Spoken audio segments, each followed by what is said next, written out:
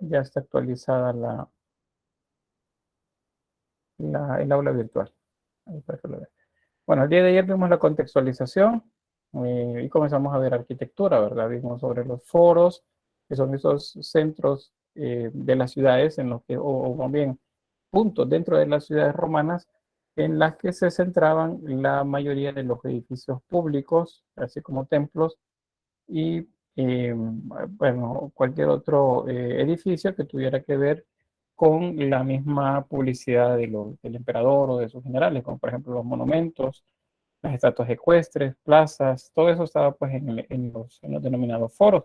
Les decía también que no es solo un foro el que encontramos en Roma, en la ciudad de Roma, porque pues eh, cada emperador que llegaba, si era nuevo a la dinastía anterior que tenía, o dentro de su misma dinastía, él pretendía pues que su reinado fuera, más bien su periodo de gobierno fuera más recordado que el del anterior, pues entonces destruía lo que se había hecho antes y reconstruía sobre lo mismo. Entonces, por eso es que hay tantos foros en, en Roma. Uno de los edificios dentro de los foros es la Basílica, que es como esa que estamos viendo ahí, la Basílica de Magencio.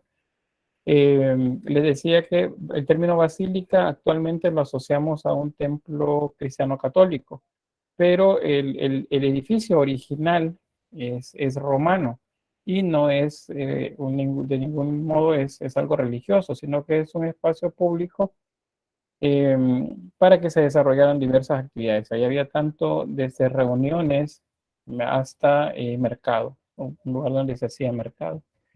Eso sí, les diré, es un entorno, es un edificio bastante grande, es, eh, es monumental y aunque se han conservado en general pues solo secciones de estos monumentos, pues se sabe a partir de los vestigios que hay pues que eran edificios bastante grandes, muy muy grandes. Ahí tenemos. Y bueno, esto dentro de la bóveda, parece que eso es un arco, la proyección de un arco hacia el fondo se llama bóveda y la bóveda en este caso tiene algo que se llama casetones, eso apúntenlo, porque lo van a encontrar en algún momento en el texto que les he dejado en el aula virtual. Los casetones son tanto elementos decorativos como elementos estructurales que ayudaban a que el edificio fuera más sólido. Si se fijan, parecen celdas de un panal de abejas y pues está demostrado que es la estructura más sólida que hay en la naturaleza, esa misma. Entonces, ellos lo construyeron de esa forma, pues dándole fuerza a la bóveda. Y también, al ser elementos que quedaban como huecos hacia dentro de la estructura, también le eliminaba el peso, lo hacía más liviano.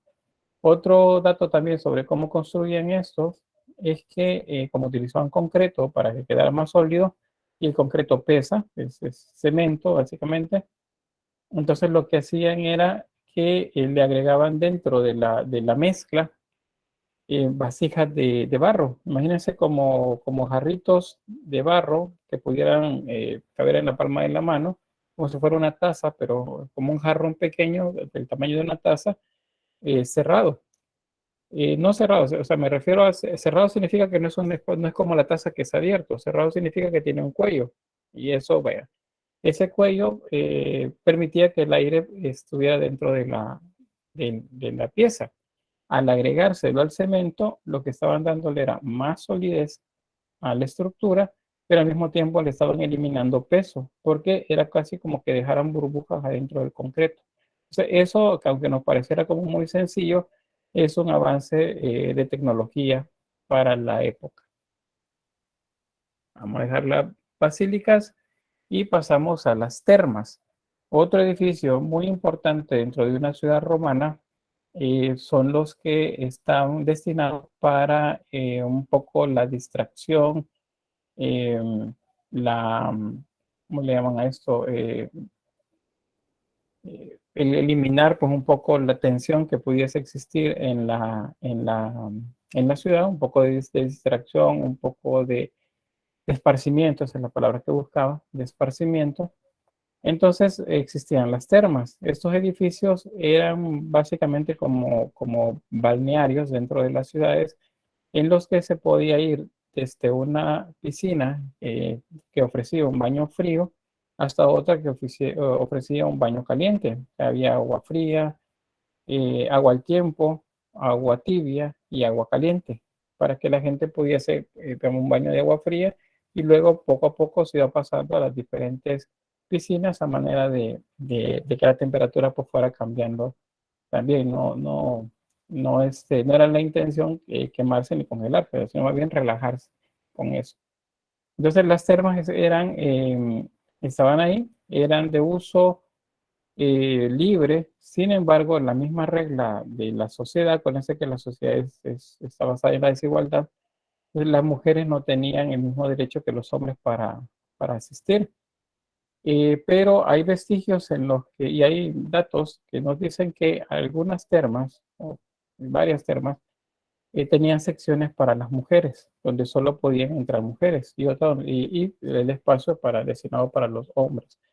También días destinados únicamente para que las mujeres llegaran y el resto de días destinados para que los hombres los usaran.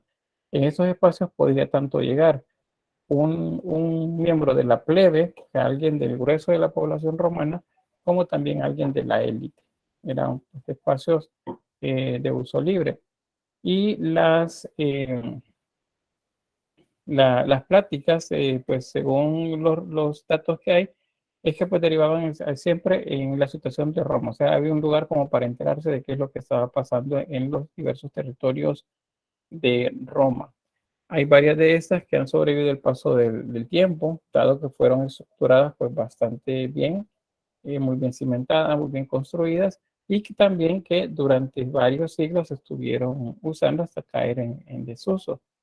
Esa es otra estructura de una terma, y ahí podemos ver pues las diferentes estancias, los espacios vacíos, los espacios que tenían, que habían como para que la gente hablara, espacios abiertos, y las piscinas. Las piscinas no eran como para hacer competencia, pero sino que igual tenía graderíos en los bordes para que la gente se sentara, porque esa era la intención básicamente de las termas, que la gente llegara y pues socializara acá. Ahí podemos ver esta, por ejemplo, esta es en desuso.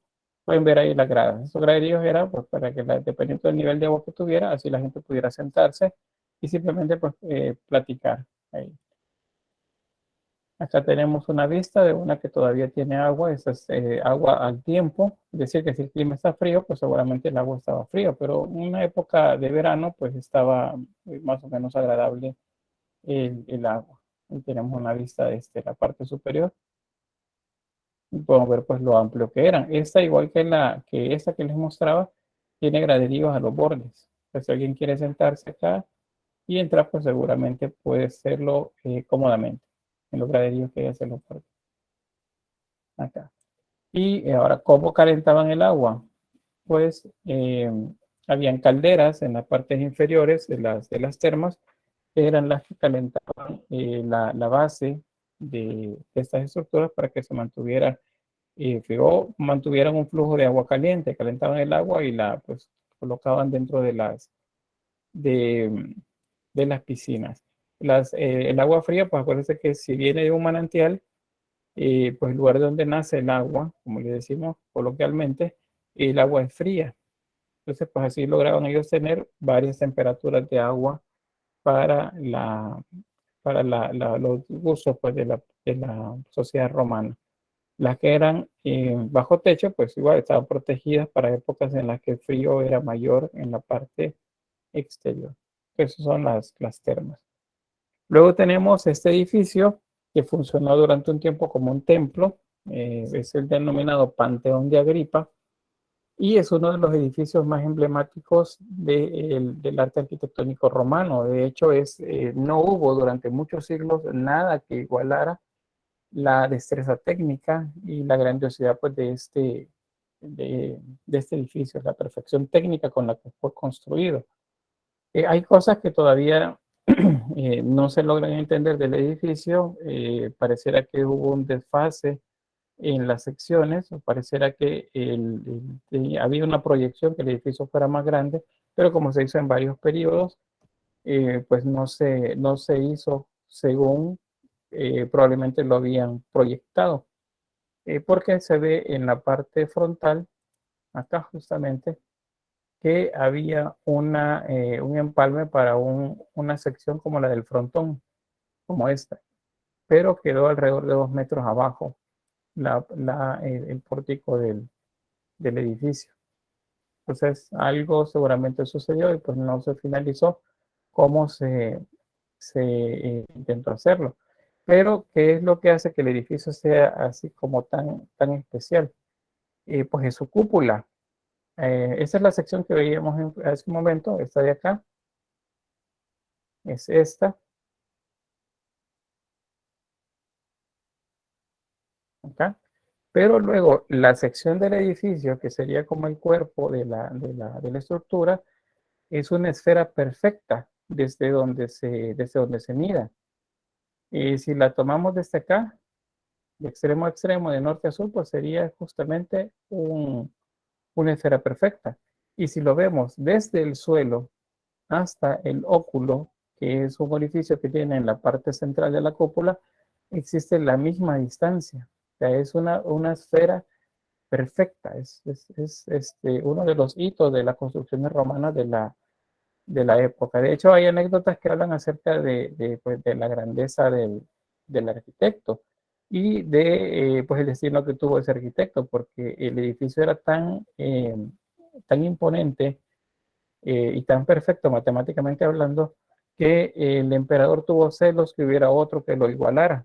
Y entonces, según las anécdotas, pues el arquitecto fue asesinado para que no volviera a hacer nada igual a esto que había hecho, aunque parece pues, un poco exagerada la medida, pues recordemos que los romanos eran así, eran muy sangrientos en cuanto a las decisiones que tomaban. Pero bien, volviendo a la estructura, aquí podemos ver también otro de las maneras de construcción que tenían. Si se fijan, la parte inferior de la cúpula, que es eso que vemos acá, es más ancha y en la medida que sube se va adelgazando. Y en el centro tenemos un óculo. Acá no se colocó una piedra clave, pues, ¿cómo se llama? La piedra que hace que se tensen las fuerzas en una cúpula, en la que va al centro.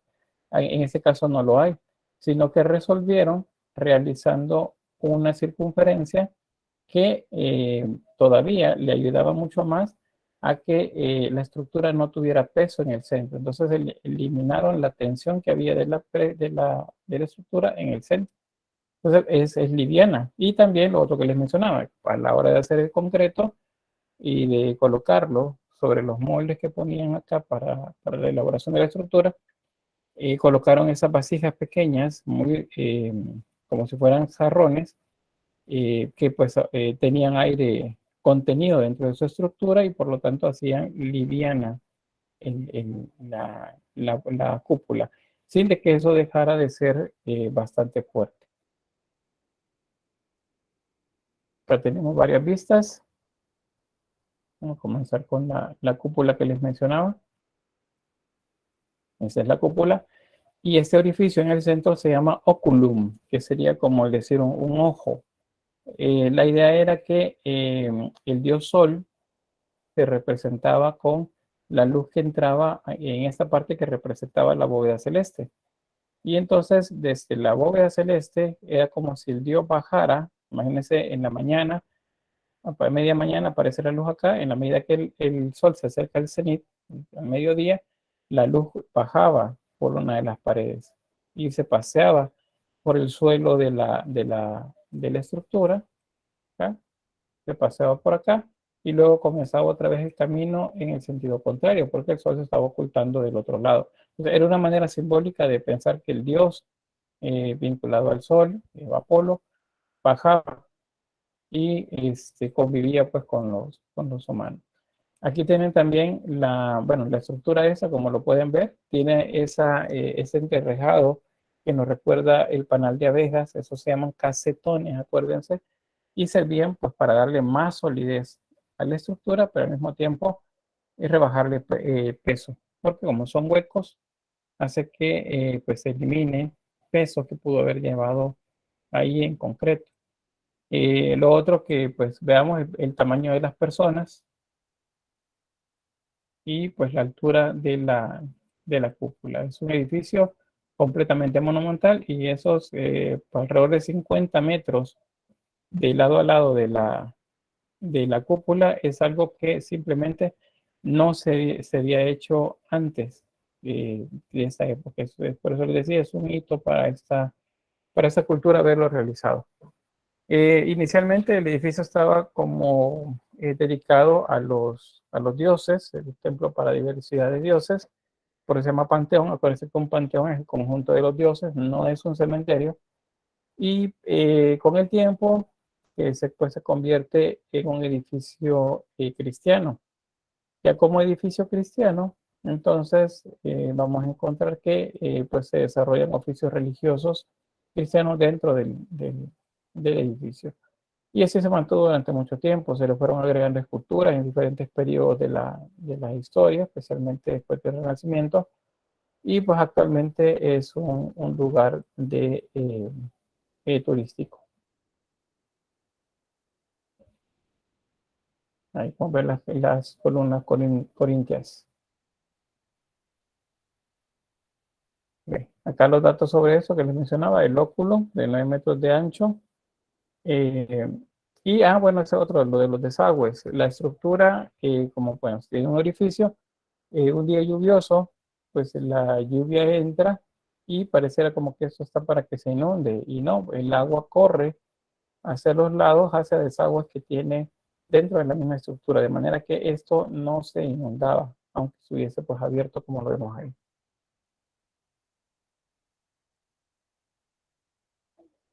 Y acá otra vista, a tener esa idea del tamaño de las personas abajo y la altura del edificio hasta la parte superior.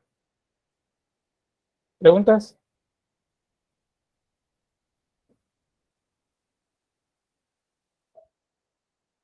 Bueno, vamos con otro edificio. Bueno, sí, ¿alguien había? Carlos. ¿Me puede explicar de nuevo cómo era el, el mito de Apolo que bajaba para Ah, poder interactuar con los humanos? bueno, no interactuar, sino que como ellos veían la presencia de él en la Tierra, era que a través del óculo, vemos en la mañana, el sol va subiendo y en la medida que sube, produce una luz hacia adentro del edificio, que es como esa que ven acá. En la medida que el sol va subiendo hacia el mediodía, esta luz va bajando. Cuando el sol está al mediodía, entonces la iluminación de ese haz de luz que entra es en el suelo. Y en la medida que va la tarde llegando, entonces el sol va hacia el lado contrario y ese haz de luz que entra comienza a subir por el lado contrario hasta que desaparece. Entonces, de esa forma era como si Apolo entraba al edificio y pues, lo inundaba con su presencia, que como lo pudieron haber visto los romanos en su momento. ¿Está bien? Gracias, Liz. Bien. Este es otro edificio dedicado, este está dedicado al esparcimiento, o sea, también al tiempo libre. Y ese es un circo, de hecho es el denominado circo máximo. Este tiene la función de ser un espacio para hacer carreras. Acá se hacían carreras de cuadrigas. Las cuadrigas ¿cómo llaman eso? Son carruajes romanos que los tiraban cuatro caballos. Y entonces esos caballos hacían, con el carruaje, hacían competencias. La espina, que es el nombre que tiene en la sección intermedia, acá, servía también para colocar allí marcadores, por ejemplo, quién llevaba tantas vueltas, tal cual como lo pudiésemos ver ahora en una carrera, un circuito cerrado, como se le llama. Habían cárceles también, porque como en algún momento también se utilizaba para la lucha con gladiadores. Acá. Y los graderíos, pues en ese se dice que pues cabían alrededor de 30.000 personas. Es un edificio bastante grande. Y un dato también sobre esto es que en tiempos de Bizancio, o sea, ya con el Imperio Bizantino, un emperador romano lo que hizo fue, pues tenía muchos enemigos y habían muchos que estaban conspirando en su contra, pues entonces él llevó a todos o mandó a llamar, como decirle, miren, vamos a hablar, vamos a hacer las paces, vamos a poner de acuerdo a todos los enemigos adentro del circo. Y pues ya estando todos adentro, realmente lo que los llevó fue para matarlos. Y eso fue lo que sucedió. O sea, una de las grandes matanzas del periodo bizantino pues se dio en uno de esos lugares, en el circo. Tenemos también los teatros. Las funciones del teatro, pues ya las vimos antes, son espacios para esparcimiento, son lugares en los que se discutía de manera poética o de manera que se llama teatral, pues los problemas vistos en Roma, a través de comedias, a través de tragedias. En cuanto a la estructura de los teatros, vamos a encontrar bastantes diferencias con el teatro griego.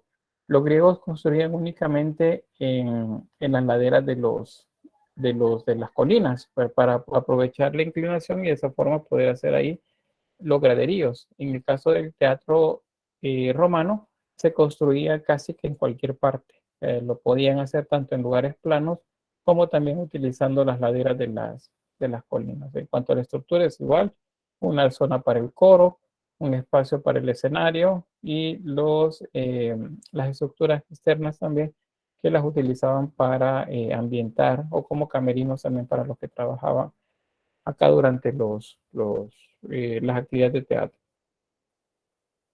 Ahí tenemos una vista de ese mismo. Seguramente estos eran como muy imponentes verlos en funcionamiento, ¿verdad? Tenemos una estructura de uno de estos edificios que eran construidos, como les decía, pues en lugares planos. Ahí tenemos el proscenio, la escena, el coro, la cavea, que eran los espacios donde o las secciones del lugar. Este otro es bien interesante, son los vomitorios. Un vomitorio, equivocadamente, se dice que eran lugares donde la gente iba pues a vomitar o tenía algún tipo de problema, eh, y necesitaban ir a evacuar, pues a ese lugar lo hacían. Eso no es cierto, a pesar que el término no suene a vómito, ¿verdad? Pero un vomitorio es la estructura diseñada para que la gente entre al lugar o lo evacúe. Entonces, por ejemplo, los anfiteatros, como el Coliseo, tenían vomitorios también, eran las entradas. Ahora, si ustedes han ido a un estadio grande en nuestro país, bueno, aquí en la capital, el estadio Cucatlán, el Mágico González, tiene estas estructuras, nosotros aquí le decimos puertas de acceso, en las que la gente puede entrar y salir. Eh, es justamente lo mismo, o sea, no tiene otra función, nadie va a vomitar ahí ni hacer ningún otro tipo de cuestión, sino que es el nombre que se le daba. Era una manera de nombrar pues las salidas de estos edificios. Este es el Coliseo, que seguramente pues ya lo habremos visto más de alguna vez, el llamado Coliseo Romano. Este es un anfiteatro. Y los anfiteatros es como la unión de dos teatros. Vean este. Vemos que esta sea la mitad. Entonces, la otra mitad unida, o sea, confrontadas, una frente a otra, nos da entonces un anfiteatro. Y ese es pues justamente el Coliseo de Roma. También Coliseo, otro nombre con el que se les conoce a estos edificios. Especialmente el Coliseo romano. Bueno, hay otro nombre que se le da, fíjense, es el circo. El circo, coliseo y anfiteatro son los nombres con los que se le conocen, pero los circos son un tanto más oblongos, en forma como de óvalo. Este tiene esa forma, por eso es que también se le nombra así. Pero no es tan similar. El más grande o de este tipo, pues solamente el llamado coliseo. Eh, pues la mitad de la estructura prácticamente está ya en deterioro. No era así originalmente. La estructura original pues es diferente. Ahí tenemos los otros nombres también. Es conocido como el anfiteatro de Flavio, a quien fue dedicado en el año 79 después de Cristo. Y fue inaugurado en el año 80 por el emperador Tito. Y según nos cuenta la historia, pues con unos juegos que duraron 100 días. Y acá hace una reconstrucción, pues cómo se pudo ver el Coliseo en su mejor momento. Pueden ver que en la parte superior, a manera de techo, cuenta con unas lonas. Estas lonas eran retraíbles, es decir, que podían ser eh, puestas y también quitadas según sea la necesidad que tuvieran. Un día muy soleado, con mucho calor, pues entonces se extendían y eso hacía sombra hacia la parte interna del Coliseo. Y un día, pues con un clima más agradable, entonces se abría y pues se tenían pues juegos un tanto más al aire libre. Contaba con igual 3 niveles, como lo vemos acá, y todo estaba completamente lleno de esculturas. Eh, Acá una vista, que es como lo conocemos más actualmente. Este día estaba viendo ustedes, bueno, si tienen Twitter por ahí, habrán visto el pleito que se tienen ahí la oposición con gente de los seguidores del gobierno, porque pues alguien, no sé qué funcionario, dijo que la Casa de las Águilas en Santa Tecla, dice, no es el Coliseo, es la Casa de las Águilas en Santa Tecla, algo así. Comparó pues es uno con otro y le están dando ahí que bueno, por algo tan obvio lo han hecho tendencia. Bien, ¿quién levanta la mano?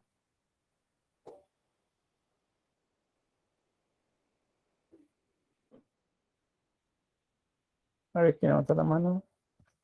¿No?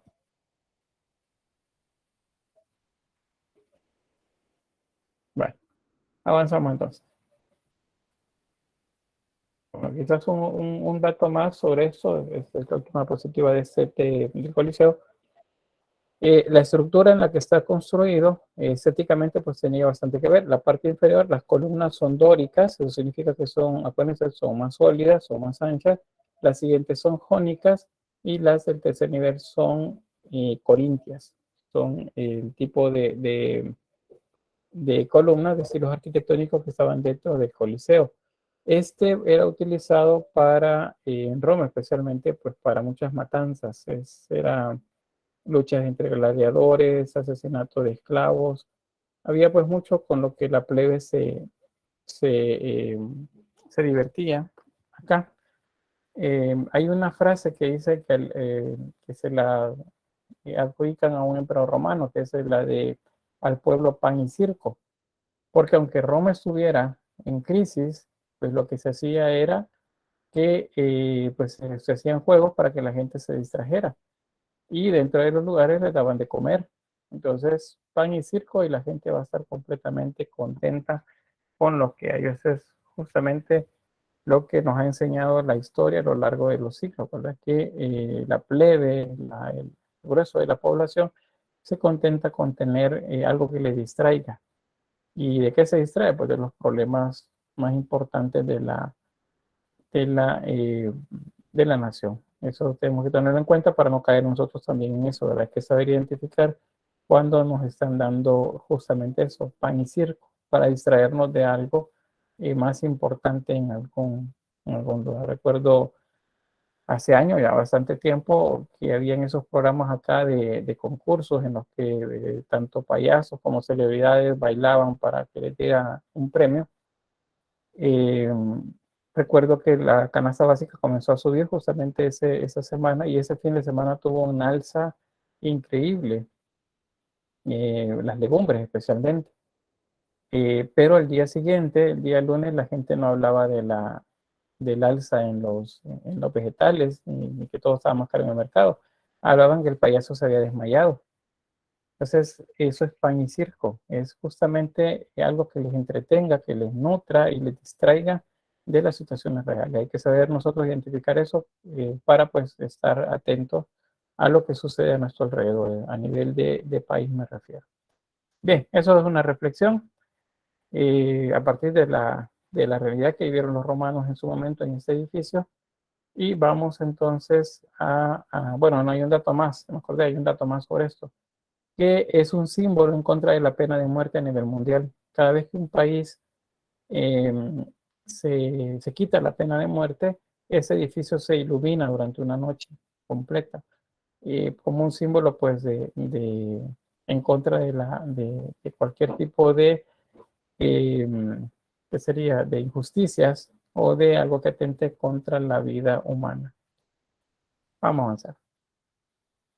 Este es otro más, son los denominados acueductos. Veíamos en la sesión anterior que uno de los motivos por los que las ciudades romanas fueron tan importantes y crecieron tanto fue que tenían la mayor cantidad de suministros y tenían pues un sistema de salud bastante bueno. Uno de esas, o parte de ese sistema es el agua potable. Entonces, el agua potable se llevaba desde lugares muy lejanos, a veces a las ciudades, para que la gente pues no le faltara el agua. En el caso de seguramente de la élite en sus casas y en general en la plebe, pues a ellos en plazas, donde pues había agua limpia siempre. Y el agua que utilizaban, el agua sucia, esa se iba para las denominadas cloacas. Eran donde se iba pues el agua sucia. Ok, tenemos la construcción de los acueductos, son avances de ingeniería bastante grandes. Aquí tenemos este diagrama que nos muestra, por ejemplo, en la fuente desde donde se llevaba el agua hasta el lugar donde se distribuían. Hay un dato acá que veamos, es que la fuente está en un lugar más alto que el lugar de recepción. Y eso es porque la altura ayudaba a darle presión y para que, más bien, porque por gravedad el agua viajara hacia el punto donde se llevaba. Entonces, aquí podemos ver eh, que en esta sección pasa por sobre un acueducto, como lo vemos acá, un puente, pero acá vemos que baja porque es una hondonada y luego sube. Es como hacían que el agua subiera y bajara acá y no se detuviera el flujo de agua hacia el destino. Pues eso lo hacían con una sección de sifones en los que hacían que el agua pasara por lugares más estrechos de manera que la presión aumentara y entonces la velocidad aumentaba también y podía subir sin ningún tipo de problema. Acá solo cómo hacían todo, pues acuérdense que la maquinaria de la época tiene que ver con las grúas principalmente, con las palancas, con las poleas y eso era lo que se utilizaba. Entonces acá para hacer los encofrados, que son esos que vemos acá en madera, para luego colocar el trabajo de piedra y concreto. Era como usar molde, vean, aquí está uno, este que vemos por acá, un molde, y a partir de eso pues construían ellos. Quiero que veamos un video. Les voy a mostrar. Fíjense que el video tiene audio, pero es básicamente música. Entonces no se preocupen si no escuchan bien eh, algo, si escuchan ahí el audio cortado, pues no tiene, nadie habla en él, sino que solo música. Y vamos a ver justo la sección esa que les mostraba por ahí.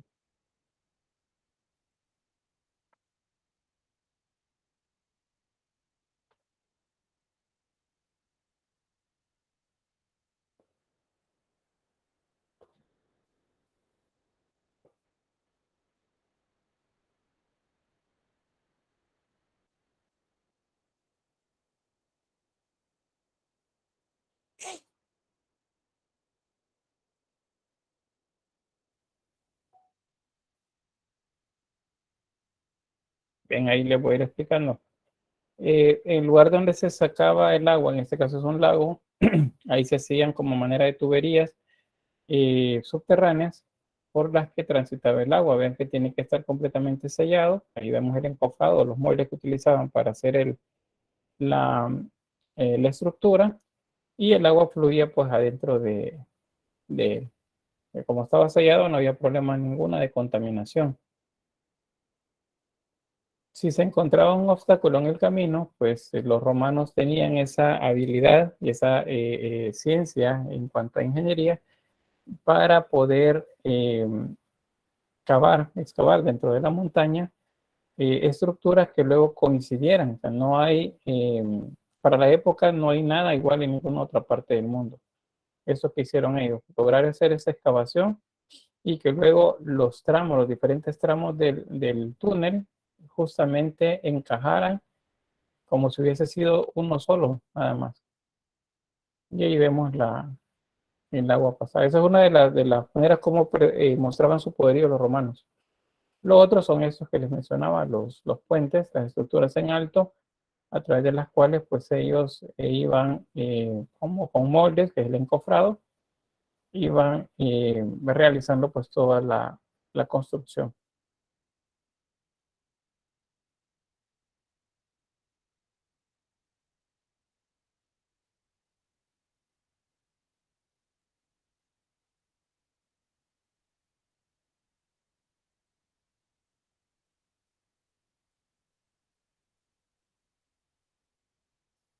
La sección baja, les decía, ellos lo que hacían era como manera de sifón. Las zonas bajas, que hayamos ahí hondonadas, que no hay manera de poderla realizar, lo que hacían era un sistema que les permitía empujar con más fuerza el agua. Al reducir el grosor, le agregaban presión. Entonces, eso hacía que se elevara. El agua podía bajar y luego subir. Y aquí pues ahí se muestra en el lugar pues en España donde están todavía los vestigios de toda esa estructura que hicieron los romanos en su momento.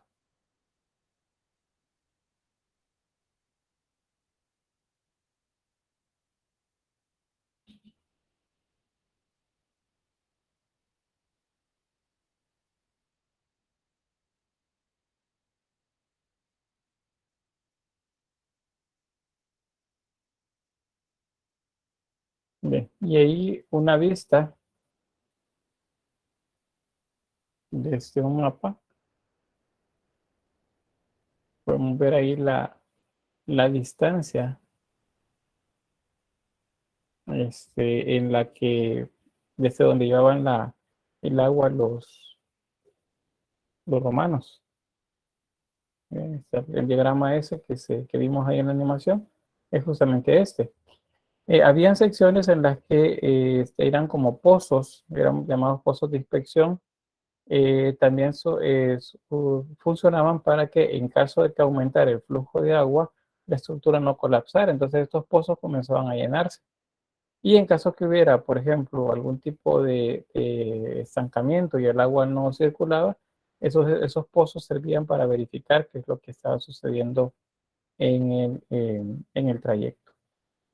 De que pues así funcionaban los acueductos. Acá algunos datos más. Esta imagen nos muestra pues el desarrollo tecnológico. Acordémonos pues que tecnología para ellos son, aunque parecieran a nosotros máquinas rudimentarias, para ellos son de mucha avanzada. Esta es una grúa. A través del sistema de poleas podían hacer que esta máquina subiera los bloques pesados de piedra y los fueran colocando en el lugar donde los necesitaban. Tenemos otra en la parte superior. Y el sistema de andamiaje. Una vez terminada la sección, que el acueducto va acá arriba, pues entonces ya se habilitaba para el paso del agua y las ciudades entonces ya contaban con el servicio de agua potable. Hay algunos de los que pues han sobrevivido el paso del tiempo, el acueducto de Segovia, el de Mérida, es en España siempre. Este otro más en Nimes. Vean que acá hubo necesidad de hacer un puente. Vemos el puente. Y en la parte superior, que es esta, acá va el acueducto.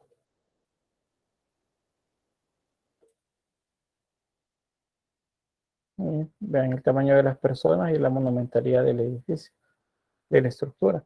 Por eso es que los pueblos le temían a los romanos, porque pues lo veían como algo completamente diferente a lo que ellos pudieran haber conocido, por el tipo de construcciones que hacían. Hay algunos justamente pensó que eran gigantes, que es lo que a veces nos dicen a nosotros las leyendas, ¿verdad? Que tienen, que son, que fueron gigantes.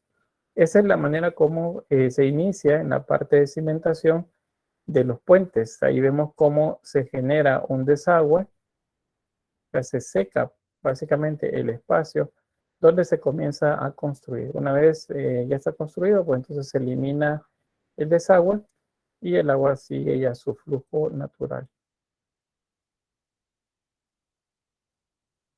¿Preguntas o aportes?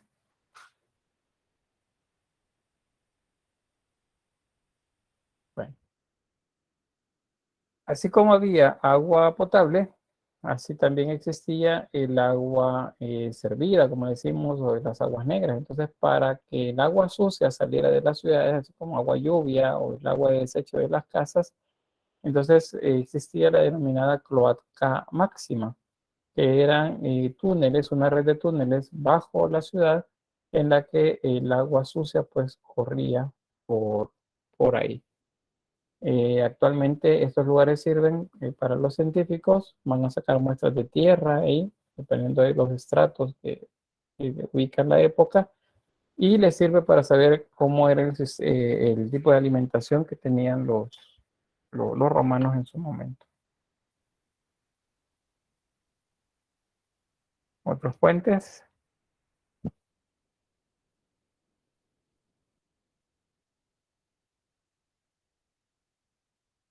y acá, estos son Arco del Triunfo, estaba dentro del mismo puente. Y acá tenemos otro video. Ese sí tiene audio. Ojalá, como está pegado en la presentación, puede que el audio les falle, les aviso, para que no me estén ahí, no se oye, no se oye. Puede que les dé problemas de reproducción de audio porque está pegado dentro de la diapositiva. Vamos a ver.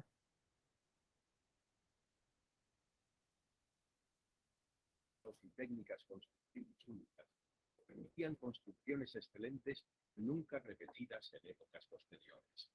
La construcción de un puente exigía buscar los mejores terrenos para su cimentación y ante la ausencia de estos, utilizar técnicas especiales de cimentación mediante pilotes hincados, sustitución de terrenos, etc. Otras técnicas, como la construcción de ataguías, permitían librarse del agua durante el proceso constructivo de las cimentaciones y de las pilas sobre el lecho del río. Caracterizaban los puentes de esta época la regularidad del tamaño de los sillares y sobre todo de las dovelas de la rosca de los arcos. Las uniones entre las piezas a hueso, con una geometría impecable, y el almohadillado de las caras vistas. Eran muy frecuentes también en los sillares las marcas de extracción de cantera y las de elevación y de empuje para la colocación final de las piezas. El arco fue el artificio más característico de la construcción romana, y los puentes resultaron el máximo exponente de este tipo de construcciones. Tras el montaje de los tímpanos y los pretiles, la calzada se rellenaba con materiales sueltos, adquiriendo su superficie un aspecto y funcionalidad que nada difería con el resto de la carretera. Sí. Ahí tenemos entonces, vieron en la animación y bueno, si se escuchó el audio, pues ahí la descripción de cómo era el tipo de construcción que realizaban. Esos puentes eran hechos para que duraran, no era para que fueran por un tiempo y luego hacer otro más. No, era para que fueran casi que eternos. Entonces, por eso todavía, como lo veíamos en la imagen anterior, pues esos puentes todavía están ahí. Todavía los seguimos viendo, porque fueron hechos para eso, fueron hechos para que duraran. Bien, otro de los elementos arquitectónicos que vamos a ver son los monumentos conmemorativos. Y dentro de esos tenemos pues, principalmente tres. Bien, y Pablo dice que es la manera en la que drenaban el agua. Y justamente un artificio pues, que les permitió construir prácticamente en cualquier parte. Bien, luego los obeliscos, las columnas y los arcos, estos tres ejemplos son monumentos conmemorativos, o sea, sirven para recordar a la plebe, al pueblo en general romano, que el tal emperador o tal general había tenido triunfos en guerra, por ejemplo, en diferentes lugares. Entonces se ubicaban los arcos triunfales, por ejemplo, en los que se colocaban las inscripciones que hablaban acerca de la batalla o la gesta que estaba conmemorando este lugar. Las columnas tienen la misma intención, es igual, es una columna con inscripciones. En este caso, la de Trajano, que es la que vemos acá, es la más imponente de todas, es hueca, es una estructura hueca, por cierto, se puede caminar adentro de ella hasta llegar a la parte superior, como manera de faro, se ubicaba una llama en la parte superior, y pues en la parte externa está llena en sentido helicoidal, así como que fuera una hélice de pues diferentes em, batallas hechas en relieve. Los obeliscos, estos son egipcios. Estos fueron trofeos de guerra que se trajeron de allá los romanos, se los llevaron y los sembraron en las ciudades, en la parte inferior es donde tienen los diferentes emblemas o discursos, porque la estructura misma de los obeliscos tiene inscripciones jeroglíficas, que pues seguramente nada que ver con lo que están conmemorando en las plazas estos obeliscos. Parece que ahora en día lo que construimos con un terremoto se cae. Es justamente está como hecho para eso, para que se caigan, no están hechos para que duren. Bien, con eso de los obeliscos, pues en diferentes momentos de la historia europea se movieron de lugar. Por ejemplo, en Roma, varios se movieron de lugar en diferentes momentos, tanto en la época romana, luego en la renacentista y luego en el barroco. Por ejemplo, si se han fijado ustedes en las imágenes de la Basílica de San Pedro en Roma, hay una plaza muy amplia. Esa es una plaza barroca, fue diseñada por Gian Lorenzo Bernini. En el centro de esa gran plaza hay un obelisco y entonces ese obelisco es justamente de esos. Fue llevado al lugar y puesto ahí para conmemorar algo completamente diferente a la razón por la que fue hecha, que es la que encontramos sí, en los jeroglíficos que están escritos. Eso decirles que como son cuestiones que fueron llevados como trofeos de guerra a Roma, principalmente a diferentes ciudades romanas en muchas partes de Europa, Egipto es de los países que está tratando de llevar esa lucha para que le devuelvan todos esos patrimonios, esas partes de su patrimonio que se llevaron en diferentes épocas de la historia. Entonces, los obeliscos pues deberían de estar en Egipto, pero pues no creo que se los den tan fácil. Aquí la columna de Trajano que ya les mencionaba, decía, es en sentido helicoidal, es decir, es como una hélice de abajo hacia arriba, y eso nos va contando la historia. Esas historias que se ven acá en esa imagen,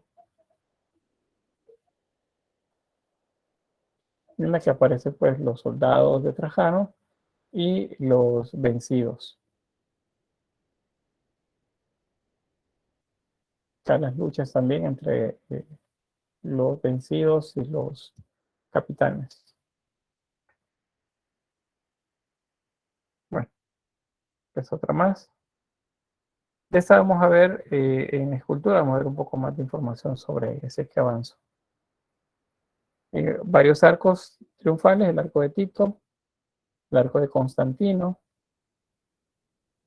otra vista del arco de Constantino, el arco de Séptimo Severo. Acá hay un dato iconográfico que quiero que reconozcan y que no se nos debe de olvidar. Hay unos arcos que están más deteriorados que otros, eso depende de la época en la que se les puso un poco más de atención para el cuidado. Este arco tiene en la sección acá superior imágenes que nos recuerdan iconos que nosotros conocemos. Acá está.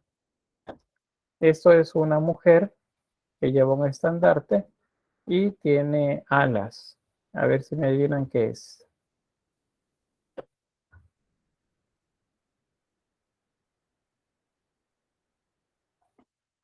Una mujer con alas.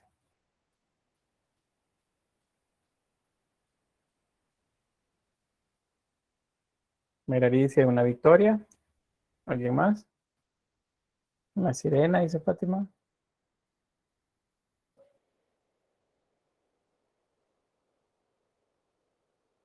Bueno, dos opiniones por ahí. En realidad es una victoria. Bueno, sirena no podría ser porque la sirena es cuerpo de ave con cabeza y dorso y busto de mujer. En este caso es una mujer completa con alas. Acuérdense, si les digo es una mujer con alas, es definitivamente una victoria, porque en la iconografía cristiana los ángeles no son ni hombre ni mujer, son andróginos. Aunque dependiendo de la época, sean más masculinos o sean más femeninos, pero eso dependía del estilo propio de cada época. Si lo vemos en estos edificios que son romanos, entonces definitivamente que no son ángeles, para nada, son victorias. Y porque acuérdense, el edificio es un monumento dedicado a la victoria de alguno de sus emperadores o generales. En este caso es Séptimo Severo, es el general. Perdón, el emperador. Bien, preguntas ahí sobre arquitectura. Ya vimos ahí desde pues lo básico de la arquitectura romana, que es los estilos arquitectónicos, hasta pues los monumentos conmemorativos. Ahora vamos entonces con la escultura. Y con la escultura, pues mencionarles que pues tiene varias influencias. No podemos decir que al menos no arranca siendo un estilo así muy meramente romano, sino que inicia siendo una mezcla de estilos entre etrusco y griego. Acuérdense que la influencia para los etruscos es Grecia. Y luego Roma desarrolla su escultura, pero cuando invade Etruria y la absorbe culturalmente hablando, entonces el estilo etrusco pasa a ser romano. Entonces, dentro de la escultura romana, debemos observar que entonces dos influencias, una etrusca y una griega. Eso es lo que hay que ver siempre con la escultura romana. Vamos a avanzar. Acá un poco sobre eso, la tradición etrusco-romana. Esos son si recordamos, lo que vimos en el arte funerario etrusco, los osarios, los sarcófagos, las tumbas, en los que se colocaba la imagen del difunto, principalmente retratos. Este tiene dos mujeres con alas, son dos victorias, pero no digamos son dos ángeles, no son ángeles, los ángeles no tienen alas, son dos victorias, las están colocadas acá. Y el retrato. Eso es como muy característico de la etapa etrusco-romana, que correspondería a la época de la monarquía. Durante la República es cuando encontramos mayor influencia del arte helenístico, o sea, el arte griego de la época helenística.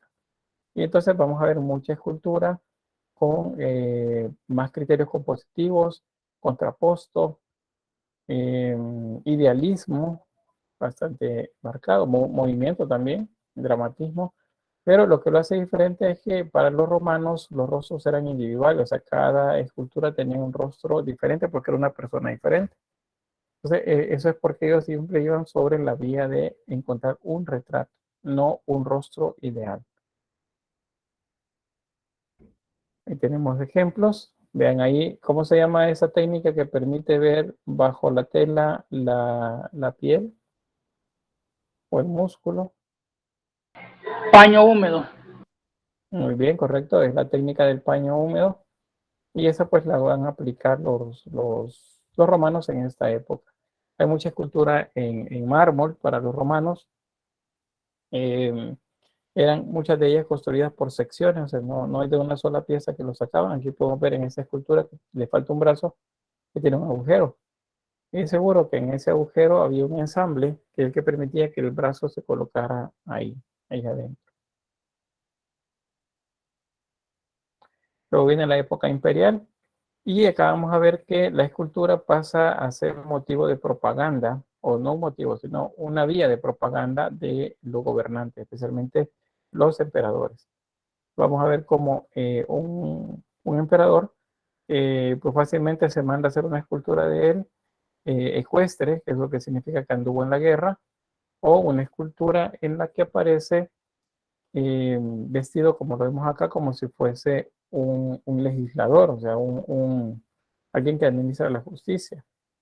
Podría ser que el emperador también se vistiera para la escultura como si fuera un general de los ejércitos, o como una divinidad también. Pero eso vamos a ver un poquito más adelante.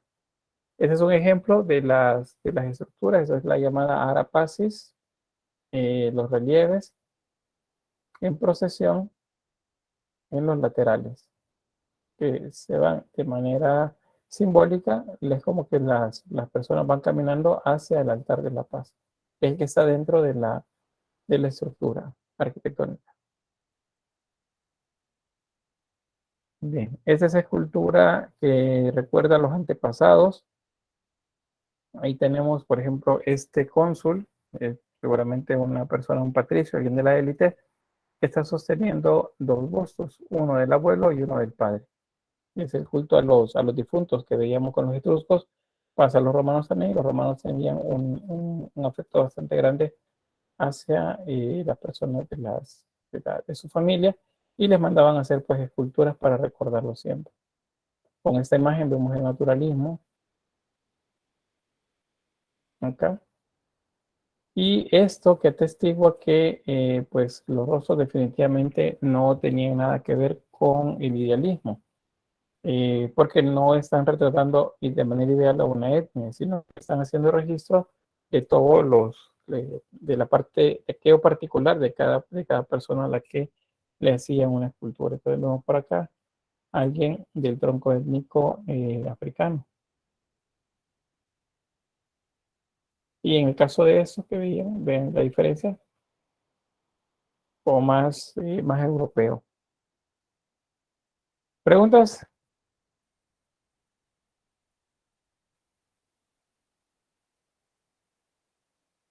¿No? ¿Con comentario?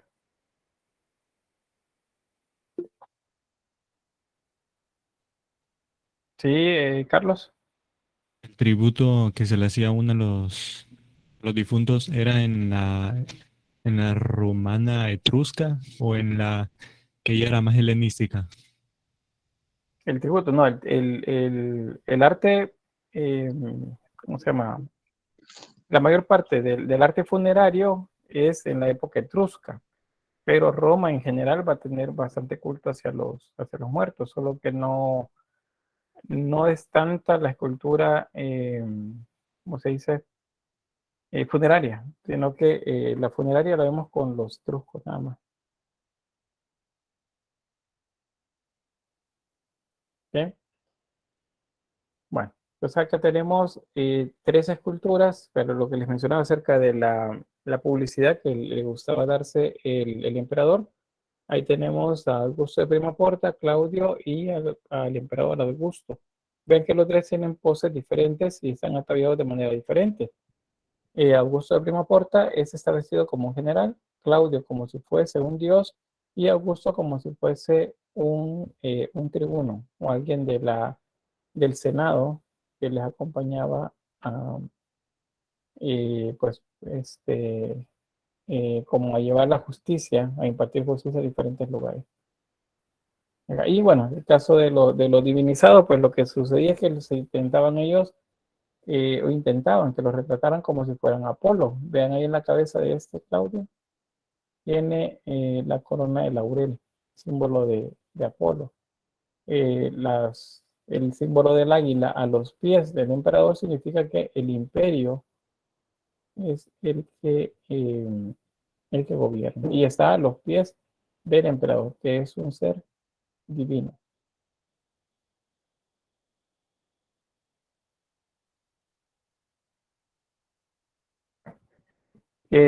Luego de la época de esplendor del arte romano como tal, los retratos, un poco del arte funerario de influencia etrusca, la estatuaria, los bustos escultóricos que se hacen, ya en periodo de dominación cristiana, en esa etapa de transición, que vamos desde la iglesia perseguida hacia la iglesia libre, entonces se hicieron muchas esculturas que hacían referencia a aquello de lo que hablaban los, los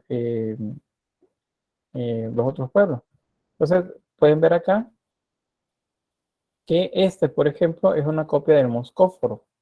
¿Se acuerdan del moscóforo? Esa escultura griega del periodo arcaico, solo que el moscóforo lleva una ternera sobre los hombros. En este caso es un pastor que representa a Jesús. Noten que no tiene barba ni bigote. Y eso es porque en esta primera etapa la imagen de Jesús es así, el juvenil. Es una representación de Apolo. O sea, al hacer el cambio de divinidades, de religión, perdón, de monoteísmo, de politeísmo a monoteísmo, entonces los romanos trataron la manera de mezclar la religión, de manera que el pueblo no sintiera el cambio tan brusco. Entonces fueron poco a poco introduciendo símbolos. Uno de esos es el buen pastor. El símbolo original del paleocristianismo es el pez. Ya, bueno, vamos más adelante luego de qué trata. Pero la idea del pastor es otra de las que calan bastante en esos primeros siglos. Entonces, pues llevan ahí en este caso el ternero sobre la oveja sobre los hombros. Acá es eso como un canapé. Y estos son los relieves que se encuentran en los sarcófagos de esta época. Acá. Bien, ¿preguntas? Hoy hay demasiado silencio.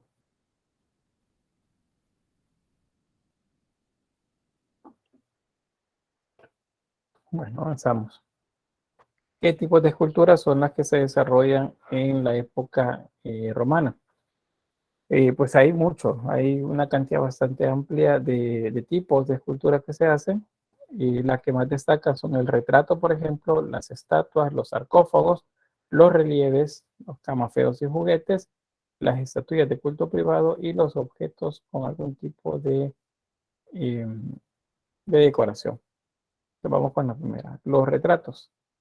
Y en este caso, pues se trata de hacer la copia de una persona fallecida, principalmente siguiendo la tradición etrusca, o sucede también que se hacía una máscara de, de cera en la cabeza del difunto para registrarle la mayor cantidad de detalle posible, luego un vaciado y luego ese vaciado servía para generar la copia. Por eso es que se cree que en esta época es donde más hay naturalismo que en la época griega. Vamos a ver por acá. Dos ejemplos, Pompeyo y Julio César. Las esculturas estas todas se policromaban. Si vemos una escultura romana o griega que no tiene color, no significa que fue hecha así, para que quedara así una vez la presentaban, sino que estaba completamente pintada. Entonces, por eso también vemos que en muchas de las esculturas hay ojos como esos que están ciegos, no tienen, no tienen vida. Entonces, dice, bueno, eso sí no lo hicieron bien. No, pero lo que pasaba es que los pintaban y al estar pintados, pues entonces le hacían los ojos ya diferentes. Entonces, eso pasaba con estos dos. Pompeyo, Julio César son dos de los emperadores. Bueno, otra cosa, vean imágenes como esta que solo tienen una sección del cuello o una muy angosta de los hombros.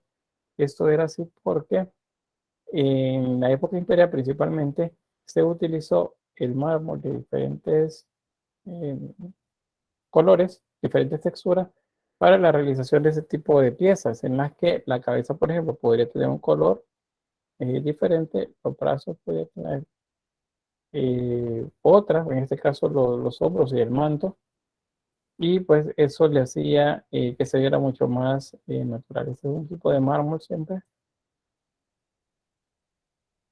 Acá. Vean la parte oscura, eso también es como manera de mosaico que se colocó eso por acá, toda la cabeza. Esa era de mármol también. Otra más del Emperador Trajano, vean la misma técnica. un tipo de mármol para el manto, otro para el brazo, otro para el pecho y el mármol blanco dedicado para la cabeza, que seguramente, como les comentaba, iba pintado. Acá. Ese es el caso en ese rostro. Vamos a ver ejemplo de cómo se hacían los ojos también en la época ya imperial, en la mayor parte de la época imperial. Se marcaban, así como lo vemos acá. Pero me dice, no, pero vea que se me ha hundido la parte de atrás del ojo. Eso sucede cuando la persona es mayor. Ese no está mal. Ahora bien, el ojo, si se fijan, solo está grabado, no está perforado, salvo la zona del iris. Eso lo hacían para generar una ilusión óptica de que el ojo estaba vivo, que era como tridimensional. Si el agujero era profundo, significaba que el ojo era oscuro. Pero si solo se marcaba muy suavemente, significaba que el ojo era claro. En este caso, digamos por terminar la pieza, entonces diríamos que el ojo es muy claro. Esos son los ejemplos de lo que se hace de otra manera, solo que ese material es modelado, no es esculpido en piedra, sino que es modelado en barro. Entonces ahí podemos ver lo mismo, el mismo principio que aplica, se hacen agujeros, ¿ya? Ya tenemos otro.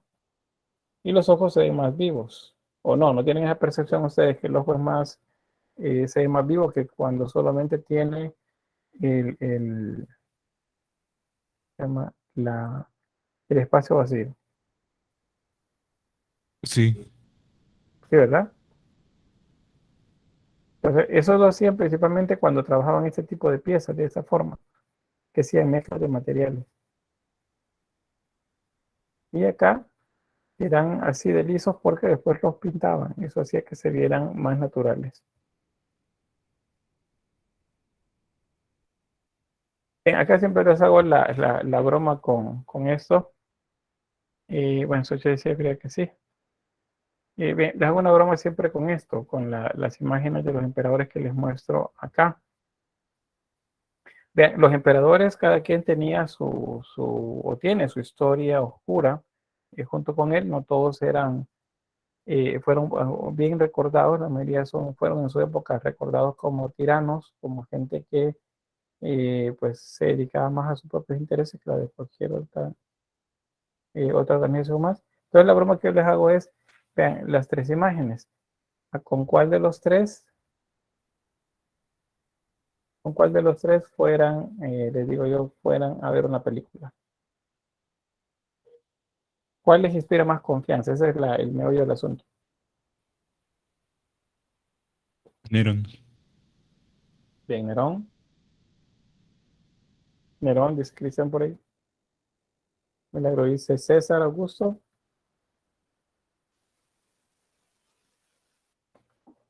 ¿Quién más? Paula dice Nerón. Fátima dice Nerón.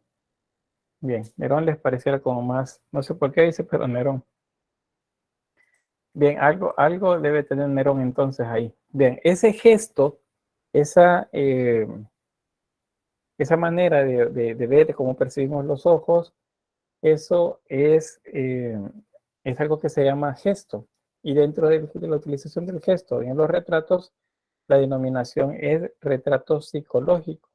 Eso significa que los escultores romanos lograban captar la esencia de la manera de ser de la persona que estaban haciéndole el busto escultórico.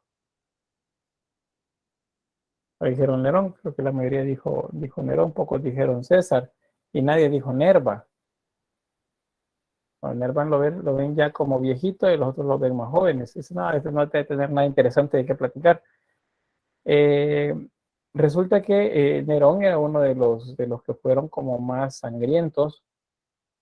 De hecho, se considera que tenía algún tipo de enfermedad mental. Era sanguinario, muy, muy sanguinario, tanto así que mandó a matar a la mamá. Según la anécdota, según la madre, viendo que venían los pretorianos por ella, que la iban a asesinar, que le había tomado la espada a uno de los que iban a ser sus verdugos y puso la punta de la espada en el vientre y le dijo que ahí insertara la espada, puesto que de ahí había nacido Nerón, o sea, el hijo que la mandaba a matar. Entonces, si se fijan en la mirada hay algo, a pesar que será como que más joven, bueno, tiene un peinado simpático, tiene barba, solo hace verse un poco mayor quizá, pero en la mirada, la expresión del rostro, pues se ve como molesta. Acá. El Nerón era fue uno de los más complicados. Bueno, que realmente si hablamos de emperadores romanos, ninguno fue como que alguien que se salvaba de ser considerado como alguien malo. Bien, ahí tenemos a Calígula y a Marco Aurelio. ¿A cuál de los dos le dijeran que le dio de baja el aula virtual y que les dé chance de ingresar de nuevo? ¿A Calígula o a Marco Aurelio?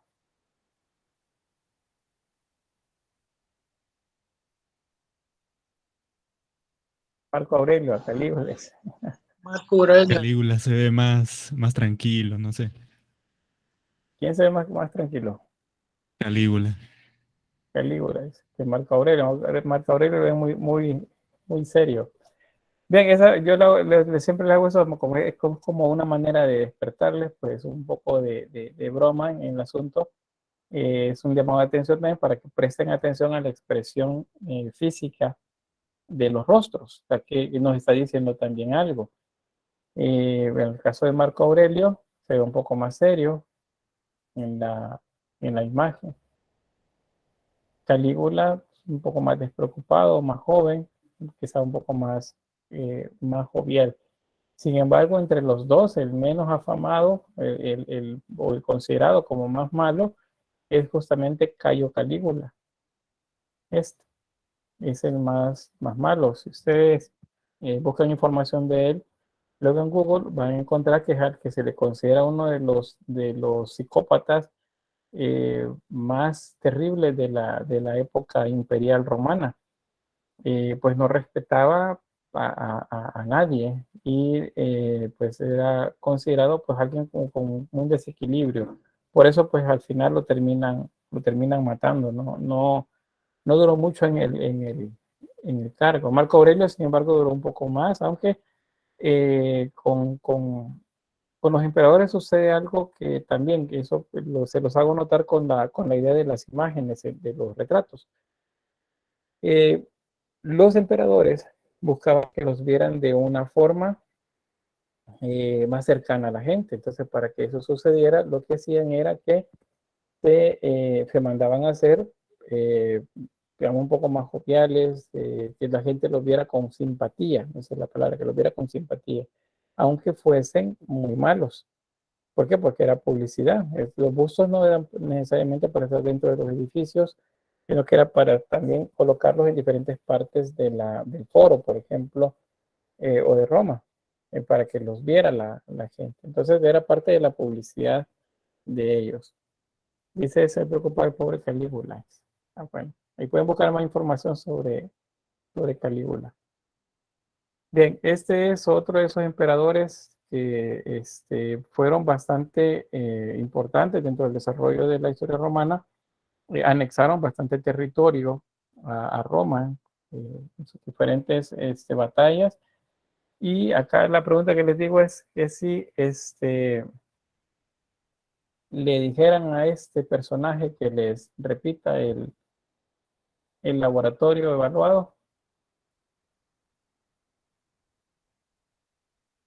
Y no.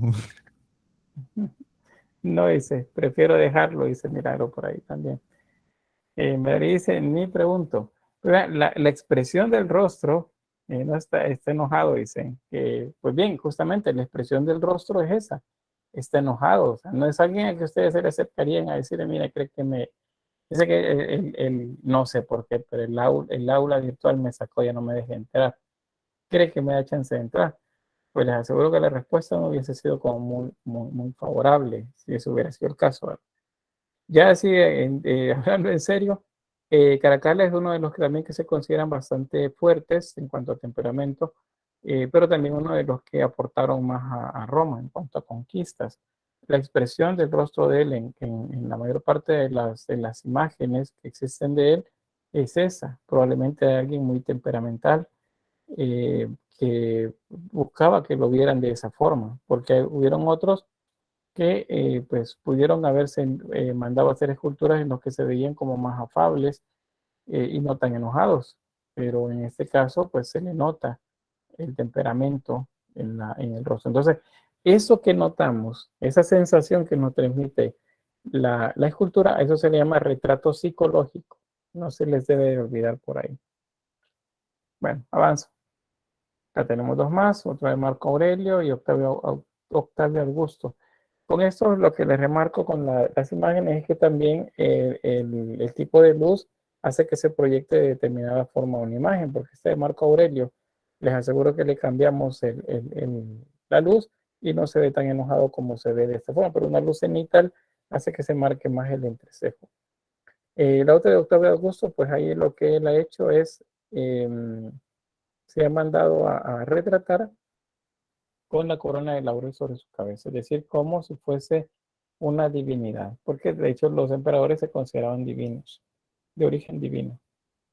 Tenemos dos más, Séptimo Severo, Augusto de Prima Porta. En estos dos, vean, los trajes son bastante militares, son militares, y pues la idea era mostrarse como generales, como líderes. Este otro, este tiene bueno, no, les pregunto, ¿cómo ven el rostro de él? ¿Qué les transmite? Ese es Heliogaballo. Muy niño lo veo yo. Muy joven, muy bien. Serenidad, triste, tierno.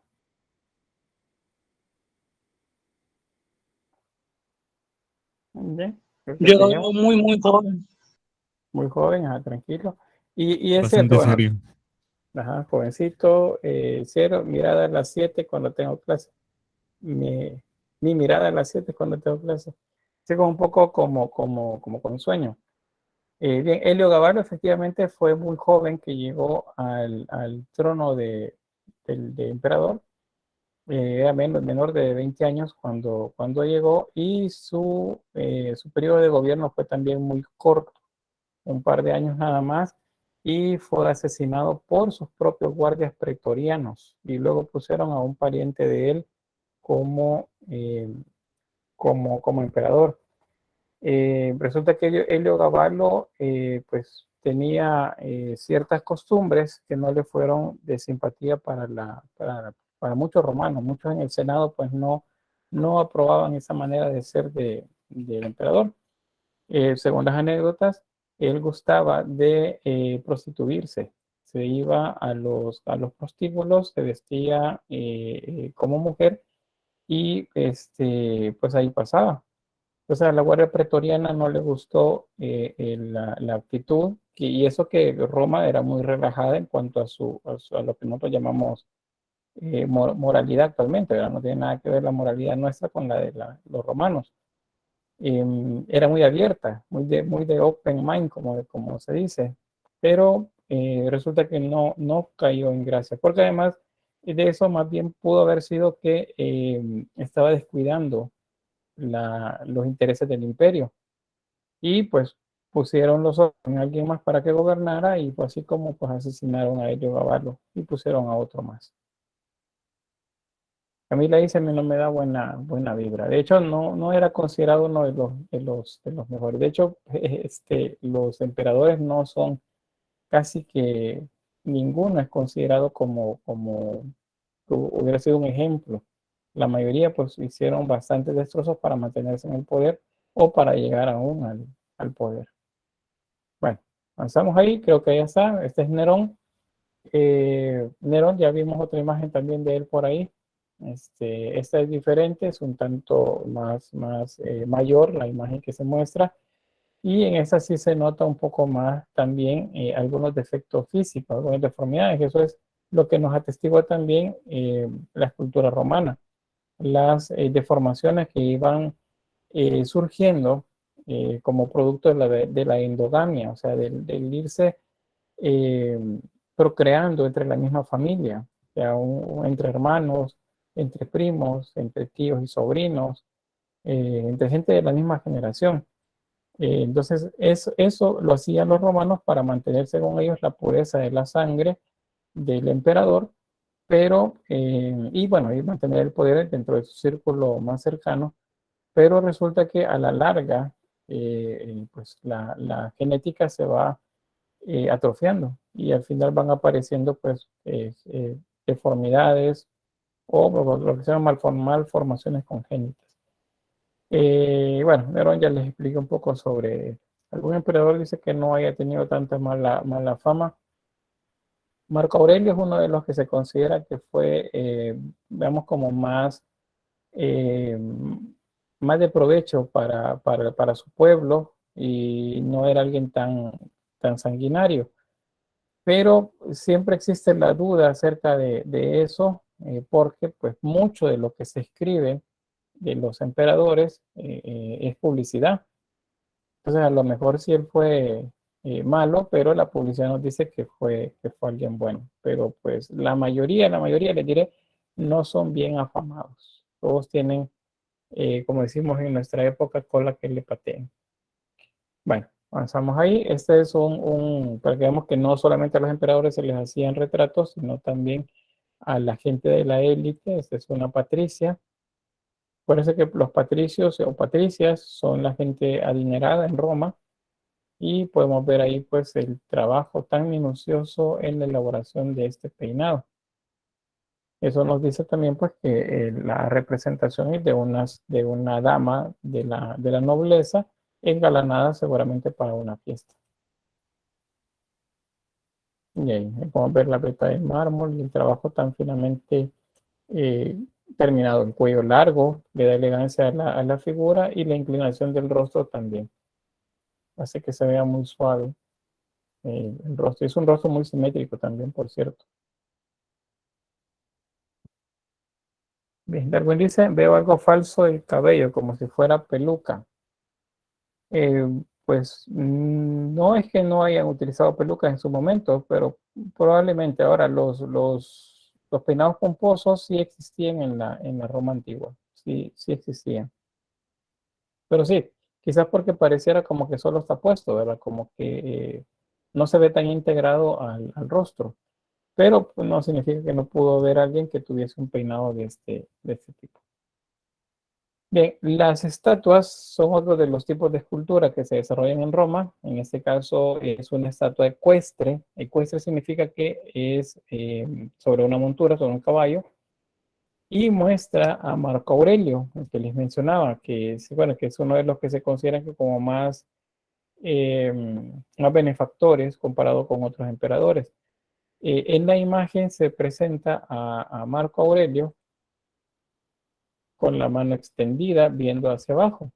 La escultura no está completa. Aquí en la parte inferior lo que había era eh, una estatua también de, de una persona suplicando por su vida, seguramente alguien que había sido derrotado, un enemigo derrotado, que levantaba las manos pidiendo perdón por su vida. Y el caballo, vean, la pata levantada, ese no es que va dando el paso, no. En este caso, la pata levantada del caballo era porque le iba a golpear la cabeza. Y Marco Aurelio detiene el caballo y extiende su mano dándole el perdón. Entonces, ahí vemos a Marco Aurelio y la denominación que se le daban era de magnánimo, o sea, el misericordioso. Ese es el nombre que tenía. Marco Aurelio, pues el misericordioso. Probablemente no era así, pero pues la publicidad, acuérdense, es cómo quieren los emperadores que los vean, así es como ellos se pintaban. Acá no había Photoshop en la época, pero sí había maneras para manipular la imagen y de esa forma pues conseguir opiniones favorables. Y bueno, las estatuas no eran del tono que las vemos actualmente, sino que eran policromadas. Por eso ahí vemos la comparación entre la imagen izquierda y derecha del emperador Augusto. Si se acuerdan, eso se les mostré al principio, cuando los emperadores se vestían como militares, para demostrar que eran generales de sus huestes. Pues en este caso, aquí lo vemos pintado, como seguramente se veía en la imagen en su momento. Entonces ven, el ojo es blanco porque luego el ojo se pintaba. Y acá lo que le hace falta es este amor en la parte inferior, o este putti, es el otro nombre que tienen estas imágenes. Pero eso se les van a dar más adelante, son hijos de Marte y de Venus, esta figura. Luego los sarcófagos, acuérdense de la tradición etrusca, pues esto se siguió haciendo, solo que bueno, las tumbas había de todo tipo, había tumbas de hipogeo, que son las más gustadas, puesto que a través de ellas es que luego se termina constituyendo las catacumbas como la mejor forma para la construcción de cementerios, pero también había cementerios para fosa, es un agujero donde se colocaba el difunto. Eso dependía de la cantidad de dinero que tuviera la familia. Alguien pobre, solamente pues una fosa y ahí se colocaba el difunto. Una persona ya con mayor riqueza, pues entonces era un hipogeo o era como les dije, una catacumba en la que se colocaba por el difunto. Entonces, en una catacumba o un mausoleo mucho más grande, ahí se podían colocar los osarios, las ánforas en las que se colocaban, por ejemplo, las cenizas, o sarcófagos como estos que vemos por acá, que tenían diferentes historias esculpidas alrededor. Y en la parte superior, a la manera etrusca, en este caso, un relieve. Otro más, otro relieve. Ese relieve es del Arapacis. Este, el Arapacis Augusta, o el altar de la paz del emperador Augusto. Ese era para conmemorar un tratado de paz. Y la parte exterior del edificio estaba pues completamente llena de relieves. Muchos de ellos ya se cayeron. Hay muchos que sí están por ahí y era policromado, o sea, se veía así, toda la parte externa. Y aquí imágenes de eso. Las procesiones que están representadas que caminan hacia la puerta del Arapacis. Si se fijan, estas son grecas, son elementos decorativos geométricos que forman en su centro una cruz. Esta cruz es la similar a la que nosotros llamamos asvástica, ¿verdad? Que es la que luego va a utilizar en la Segunda Guerra Mundial eh, los alemanes como símbolo de su imperio. Pero pues acuérdense, es una cruz y es una imagen, es un signo muy antiguo. Este hecho es de origen oriental. Acá la imagen, para que veamos el relieve. Acuérdense que esas culturas no conocieron la profundidad representada como perspectiva, pero sí la lograron representar a partir, recordemos, de yuxtaposición. Entonces es lo que vemos aquí. Noten esta imagen, por ejemplo, del fondo, no compite en volumen con la que están adelante, y eso significa entonces que está atrás, y así se nota. O acá, vean, este brazo que es primer plano, está hecho con más relieve que el brazo que está en la parte de atrás. Este lleva menos relieve, por lo tanto está atrás. Eso es la manera de hacer la perspectiva. Igual este pie. Más adelante, más relieve, más atrás, menos relieve. Así es como se hace la lectura. Y acá, pues, imagen, alegoría por ahí.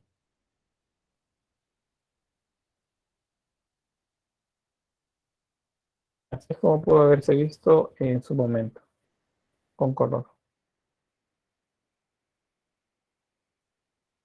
Bien, los relieves de la columna de Trajano. Estos relieves, ¿se acuerdan? La columna pues es un monumento conmemorativo y en la parte superior, o externa más bien, en sentido helicoidal, o sea, como si fuese un caracol de abajo hacia arriba, nos podemos encontrar las diferentes historias o batallas en las que Trajano tuvo que ver, en las que él fue general o en las que él apoyó las gestas pues hacia la ampliación del territorio.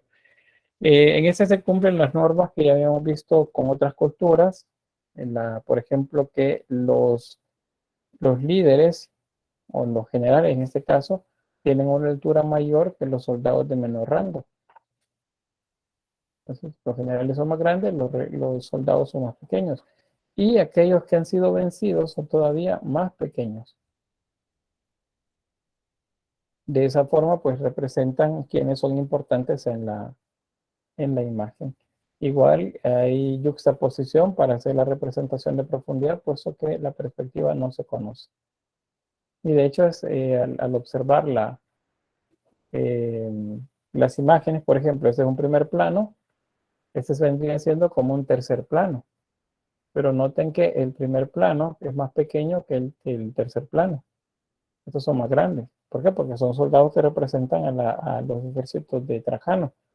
Entonces los hacen más grandes que este que debería serlo por ser más grande, y esos deben estar más pequeños. Y así lo hacen pues con todos.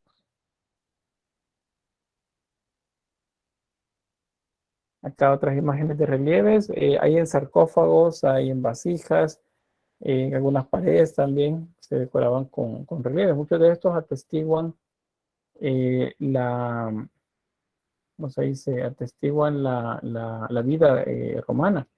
Por ejemplo, las navegaciones, los barcos en los que hacían ellos incursiones hacia otras tierras. Ahí vemos los remeros, por ejemplo, y el que va dirigiendo tanto el barco como también a marcando como el ritmo de los que van llevando con fuerza de sus brazos, pues la velocidad de los navíos. Este es bien interesante porque nos muestra la crudeza también de los soldados. Vean, este acaba de cortarle la cabeza a un enemigo y la sostiene con su boca. Es el del pelo, se ha agarrado con el pelo, con los dientes, perdón, el pelo. Y ahí está la daga que atestigua porque acaba de matar a alguien. Acá otra batalla. Vean, todos se ven amontonados, pero sin embargo se ven unos adelante y otros atrás. Eso es juxtaposición. Este otro relieve también nos dice acerca de que no solamente eran tan bélicos los soldados, no eran tan salvajes en cuanto a las técnicas de guerra, sino que también parte de lo que es de esa de la romanización de los territorios, o esa llevar la civilización romana a todos los territorios, era el enseñarles a cultivar, por ejemplo, a la manera romana. Entonces ahí vemos soldados que están pues cosechando trigo. Ya, están cosechando y ese está sembrando, está dejando caer semillas. O sea, eso era lo primero que hacían ellos. Llevan a un lugar y pues no a descansar, sino que a trabajar, a mostrar cómo cultivaban ellos para que luego la gente lo comenzara a hacer igual. Y de esa forma tuvieran cerca el suministro de recursos. Otro igual, vean, son soldados los que están construyendo el edificio. Acá está su general. Y ahí tenemos a todos los soldados trabajando. O sea, ser soldado no significaba que únicamente podían manejar sus armas, sino también herramientas. Según su especialidad, pues se convertían ¿cómo se llama? En constructores. Luego tenemos camafeos y juguetes. Estos son imágenes de artículos que se utilizaban con la ropa, ya sea como colgantes, como adornos dentro de todo lo que utilizaban para ponérselo. Y esto corresponde también, uno de estos, a imágenes del emperador, por ejemplo, las monedas, o acá la familia del emperador. Acá esposo y esposa. Imágenes en las que se está coronando como si fuese a un emperador, a un rey, a un emperador. Y así otras más. Estos son juguetes, muñecas y un carrito, como lo vemos por acá. Este es un caballito que en lugar de patas tiene ruedas. Es completamente móvil, significaba que lo podía, para jugar lo podía mover pues, de un lugar a otro. Estas son muñecas en barro y en madera, estas dos. Son muñecas articuladas, y eso era para darle más naturalidad de movimiento a la figura. Y estas probablemente, si la muñeca está así, es porque había que vestirla. Entonces, había pues de todo, como lo podemos ver. El arte se aplicaba prácticamente a todo en la ciudad, en la civilización romana. Bien, ¿qué tiene el caballo? Dice por ahí. El caballo es interesante. Es muy similar al perrito que encontraron acá en Cihuatán, por cierto, en nuestro país. Solo que acá lo de las ruedas es más simbólico, ¿no? Porque no conocieron la rueda nuestros antepasados aquí en América. Pero acá en Roma sí. Y eso es probablemente un carrito entonces que se podía jalar o se podía jugar ahí con él. ¿Sí, Francisco? ¿Y esos juguetes están hechos en madera o así en barro? Les mencionaba tres materiales. Eh, bueno, dos les mencioné, barro y madera. Pero hay algunos que estaban hechos también en metal, en bronce. Esos son madera, las muñecas son madera. Este barro, este barro. Pero bien en bronce también, como les mencionaba. Bien, estas son estatuillas de culto privado. La diosa de la fortuna, un dios de la abundancia, eso se les denominan lares, los dioses del hogar, un lar. Acá, esos tenían, o esos se escondían, no se escondían, perdón, se les daba culto dentro de las casas, se colocaban en pequeños altares en las casas en los que se les daban ofrendas y se les rendía culto básicamente a ellos en el hogar.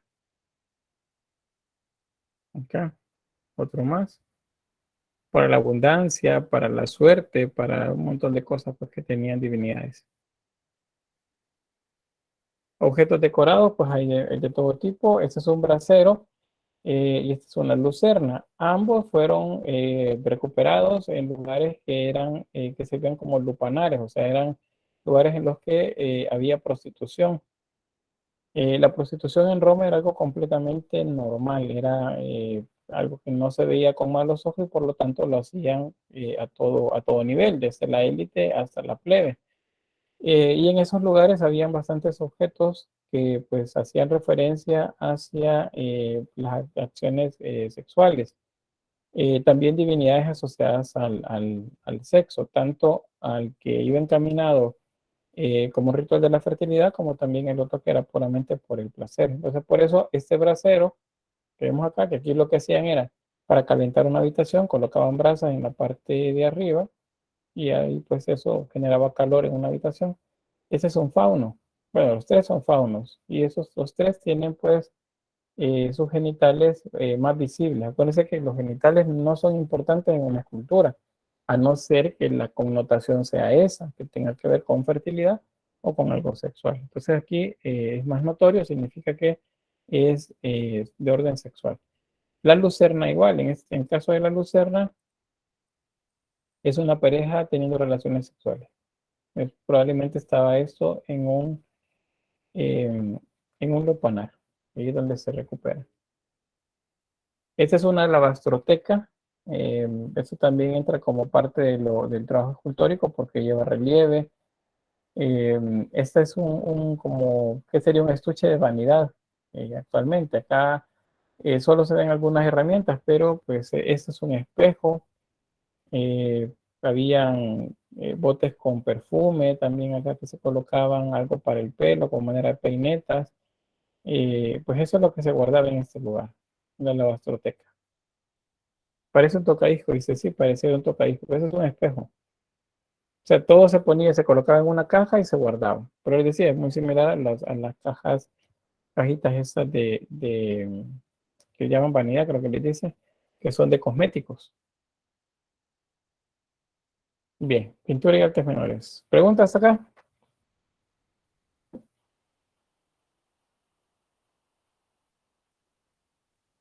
No, licenciado. Bien. Bueno, entonces con la pintura y artes menores, la pintura, la influencia, pues así como hay para la escultura, la encontramos en los antecedentes cercanos, ¿verdad? Roma, que son Grecia y son Etruria. Entonces, la pintura de la primera etapa de Roma tiene que ver con la influencia de ellos. Por lo tanto, vamos a encontrar eh, pintura funeraria, vamos a encontrar también este tipo de pintura hecha a partir de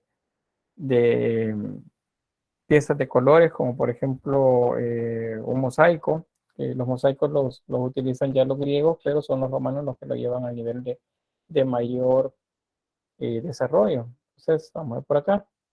Varias de las técnicas que vamos a ver, entre esas, pues la principal, la primera que vemos es el mosaico. Y les decía que los mosaicos son elaborados con trocitos de piedra, de tiestos, coloreados.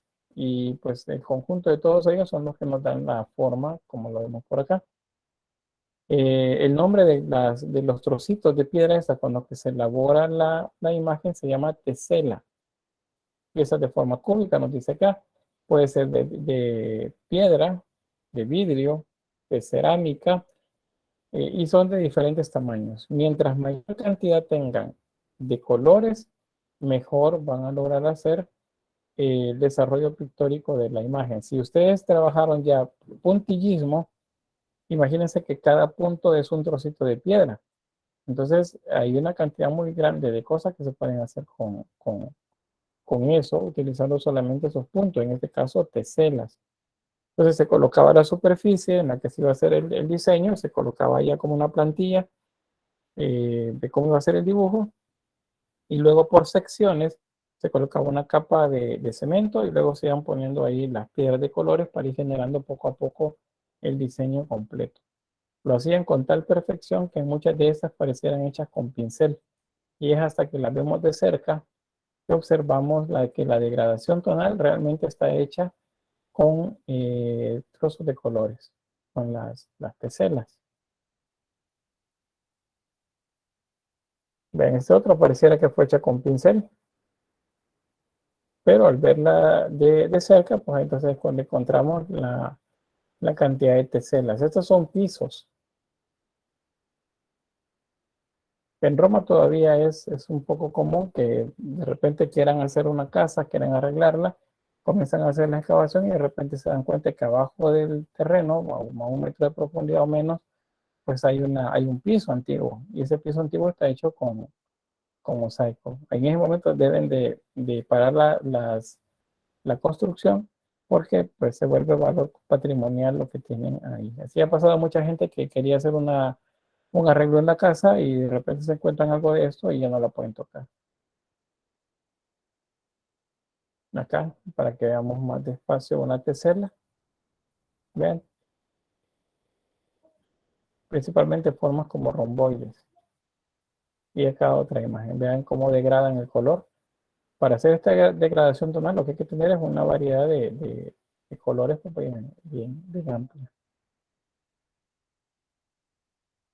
Ahí. Otro ejemplo más de lo minucioso que se volvía el trabajo. Ven estos dos gallos peleando. Ahí podemos observar las teselas.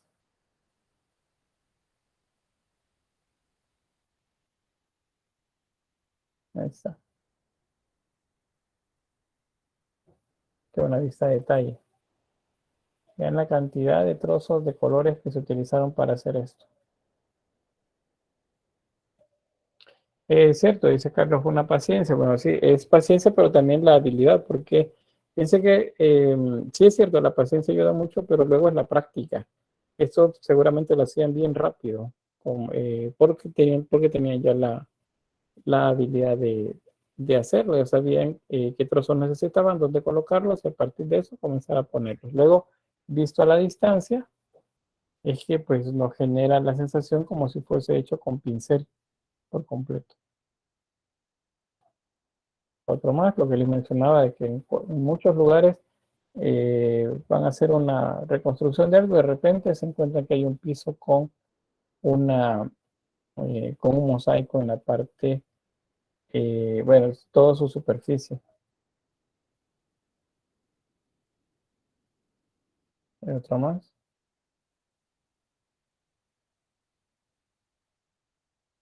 Mosaico de Narciso, dice por acá. Mosaico de Anímedes, Narciso. ¿Sí? Francisco. Una pregunta, ¿y eso lo tienen que dejar en el área o lo pueden trasladar a un museo? En algunos casos hay un desmontaje de la zona, pero es como que muy difícil hacer un traslado de la pieza, pero sí lo han hecho. Cuando las piezas son pequeñas, pues se logra consolidar la superficie, preservar primero la capa que contiene el color y luego pues ahí tienen sus técnicas para poder hacer luego el levantamiento y se lo llevan a un museo donde hacen luego el montaje. Pero en general lo dejan en el lugar, por les decía, alguien quiere hacer una casa, un arreglo en la casa, se encuentra un mosaico y ya no la puede tocar, porque no es tan fácil mover un mosaico. Imagínense algo como, bueno, eso que se ve ahí, acá, es prácticamente un piso en la casa, a ver otro. Este, por ejemplo. Ah, pues sería como un patrimonio cultural eso. Sí, se convierte en patrimonio cultural. Bueno, hay quienes así luego, así inician un mini museo luego, pues a partir de esos encuentros que hacen en el suelo de sus propiedades. Ya no reconstruyen nada, sino que lo convierten más bien como un mini museo, porque pues no pueden hacer nada más y no lo pueden quitar de ahí para llevárselo. Bien, vean este.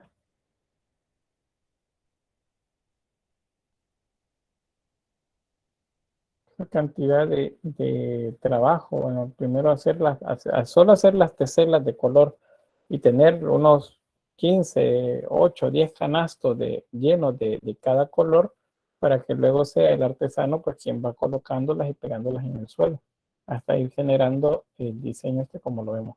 Ahora acordémonos que esto no lo hacían de una sola vez, probablemente decían, bueno, vamos a hacer esta sección.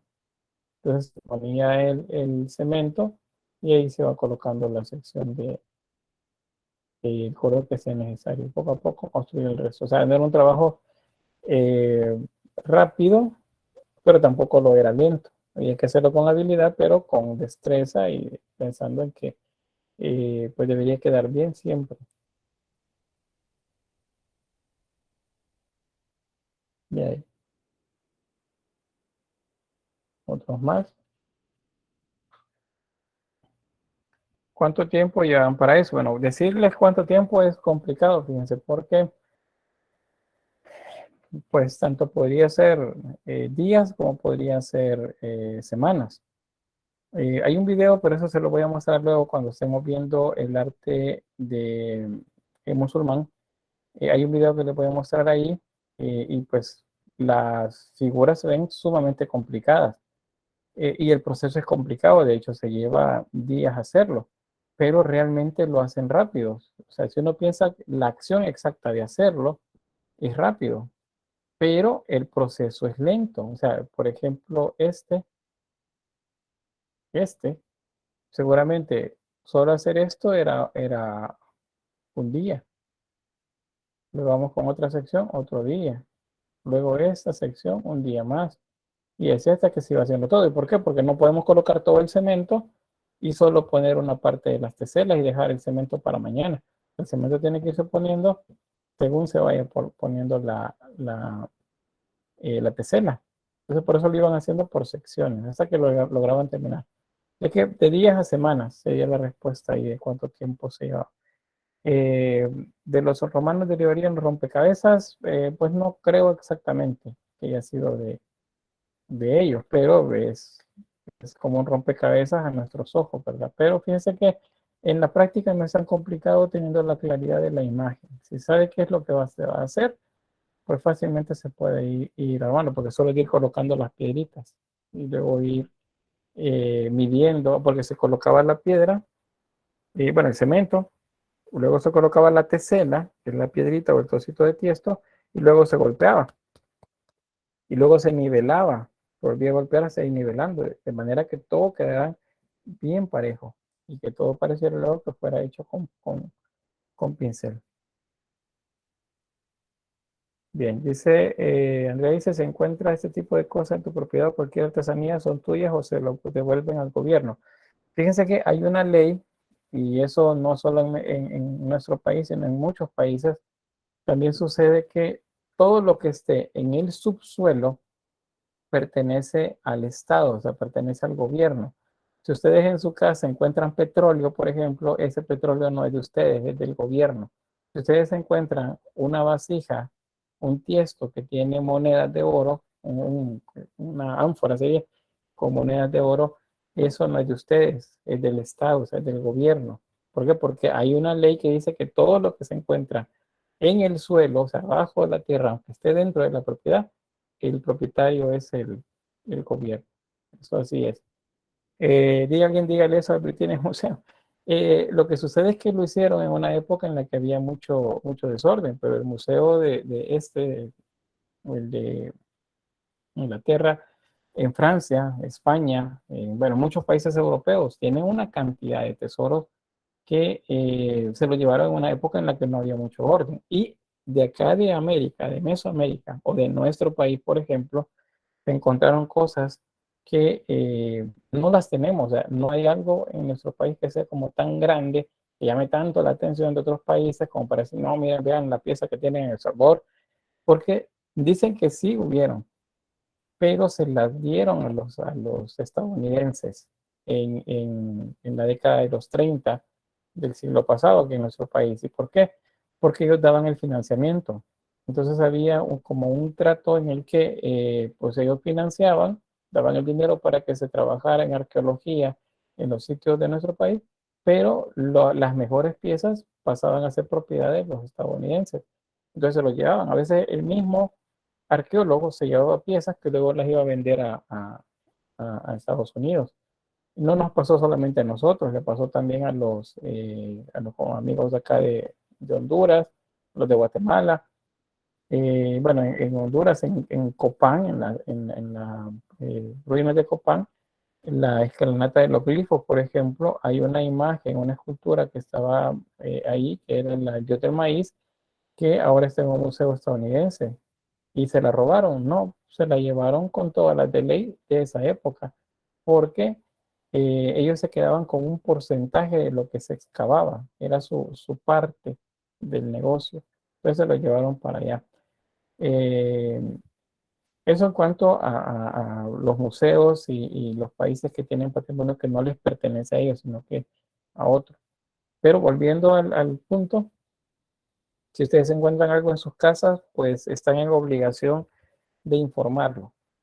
Deben informarlo. Si ustedes se lo quedan, si ustedes intentan venderlo, se pueden ir presos. Eso es seguro. Y si lo venden, después les pueden acusar de tráfico de bienes patrimoniales. Y eso es bastante grave. Ahora dice, bueno, pero si me lo encontré, está en mi terreno, porque se los tengo que dar. Y les repito, la ley dice que el propietario de eso que está ahí, aunque esté dentro de mi casa, es el gobierno.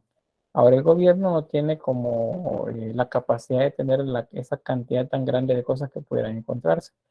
Entonces da herramientas dentro de la misma ley para que ustedes tengan eso, por ejemplo, en sus casas, pero lo tengan solamente como si fuera un préstamo.